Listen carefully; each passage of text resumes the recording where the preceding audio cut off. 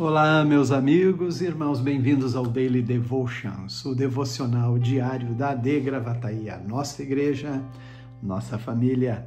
Estamos aqui com o pastor Paulo Pereira comentando o texto neste dia, que é parte da nossa leitura, do plano de leitura anual da Bíblia Sagrada, e estamos no livro do profeta Daniel, profeta que está na Babilônia. Ele está também atuando, além de um vidente, um profeta, um homem de Deus, ele também atua dentro do sistema governamental, político, enfim, do reino da Babilônia.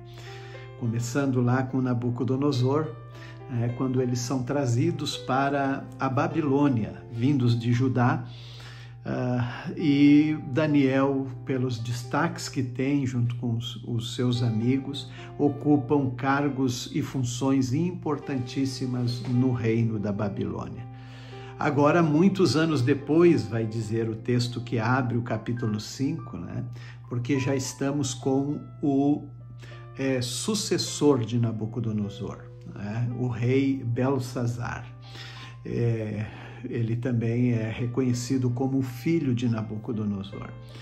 Mas agora ele, assim como seu pai, se movido por uma arrogância e também pela idolatria, ele faz um banquete, uma festa no palácio e deseja fazer aquele momento de festa, de louvor aos deuses da Babilônia, de prata, de ouro, de madeira, de pedra, e ele quer afrontar, de certa forma, o Deus de Israel, porque ele pede as taças que vieram do templo de Jerusalém. Ele sabia que aquilo se tratava de elementos do culto ao Deus do povo de Israel. E assim ele o faz. Tomam então com as suas concubinas, esposas e os convidados os vinhos nas taças que eram consagradas para o Senhor. Mas de repente, em meio a isso, enquanto eles estão festejando, aparece um dedo, uma mão com um dedo escrevendo nas paredes do palácio. E aí aquela cena assusta o rei. A Bíblia diz que ele batia um joelho no outro, ficou pálido, E então aquela situação ele sabia que não era comum e ficou receoso. Chamou todos os sábios, magos, astrólogos, alguém para interpretar aquelas palavras, mas ninguém conseguiu. Até que a rainha mãe, que conheceu as histórias de Nabucodonosor com Daniel, que revelou sonhos, que tinha uma influência muito tremenda pelas capacidades, sabedoria. Ele era capaz de discernir qualquer situação, problemas difíceis. Então Belsazar chama Daniel, e nesse momento Daniel, ele, antes de dizer, eu acho importante isso, o contexto que ele chama Belsazar, para lembrar do seu pai Nabucodonosor, que também em um momento de arrogância, de orgulho, ele foi levado a uma condição tão decadente e se tornou como um animal selvagem, um burro, uma mula, e como um boi comeu capim no pasto, perdeu a sua capacidade de consciência, até que ele reconheceu o único Deus, Senhor dos céus e da terra, e retomou o seu juízo.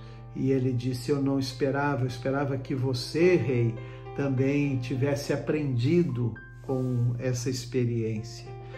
Mas ele estava, então, agora ele dizendo o significado e lendo aquelas palavras, Mene, Mene, Tekel, Ufarsim.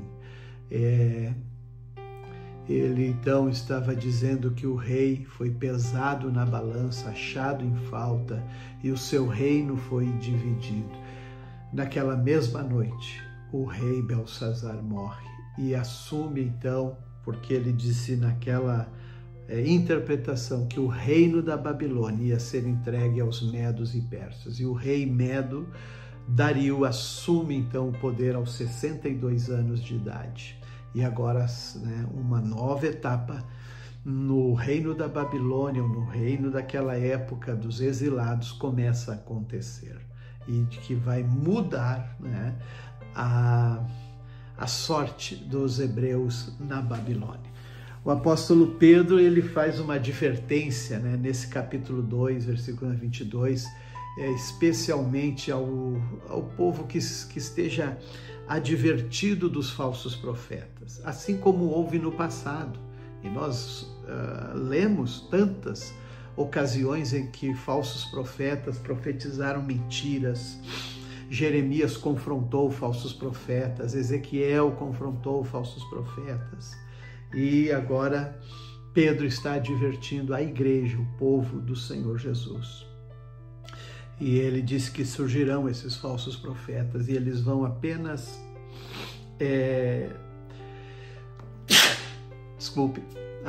vão se aproveitar das pessoas para seu próprio prazer, né?